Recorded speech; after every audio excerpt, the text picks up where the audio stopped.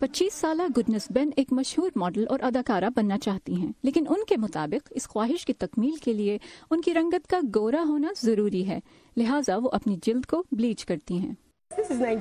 Nigeria में गोरी रंगत एक कारोबार है। फिल्म इंडस्ट्री में डायरेक्टर्स चमकते चेहरे चाहते हैं। आलमी इदारा सेहत के सन 2011 के एक अंदाजे के मुताबिक खवातीन की अक्सरियत पर मुश्तमिल नाइजीरियंस की 7.5 करोड़ से जायद आबादी रंग गोरा करने की प्रोडक्ट्स इस्तेमाल करती है। ये मसनूआत जिल्द को रंगत देने वाले मुरक्कब मेलानिन को कम करने का काम करती हैं। गुडनेस बेन के मुताबिक गोरी रंगत एतमाद में भी इजाफा करती है। मेरे ज्यादा गोरे और खूबसूरत होने से मुझे मौके भी ज्यादा मिलते हैं।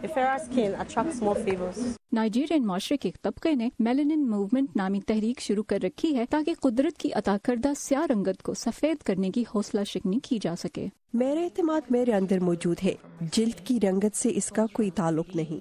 ब्लीच प्रोडक्ट्स के महज समाजी और नफ्सियाती नहीं बल्कि तिबी पहलुओं पर भी बहस की जा रही है।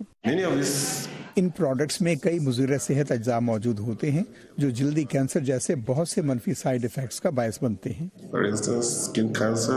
दीगर अफ्रीकी ममालिक जैसे गाना, आइवरी कोस्ट और रवेंडा में रंगत गोरी करने वाली तमाम, जबकि नाइजीरिया और जनूबी अफ्रीका में सिर्फ मुज़र सेहत अज्जा वाली मसनूआत पर पाबंदी है। अफ्रीका में रंगत गोरी करने वाली प्रोडक्ट्स की मांग इस कदर ज्यादा है कि मेलानिन तहरीक को मकबूल होने में अभी काफी मेहनत दरकार होगी। टिमोथी ओबिएजो के साथ Pfizer Bukhari, voice of America.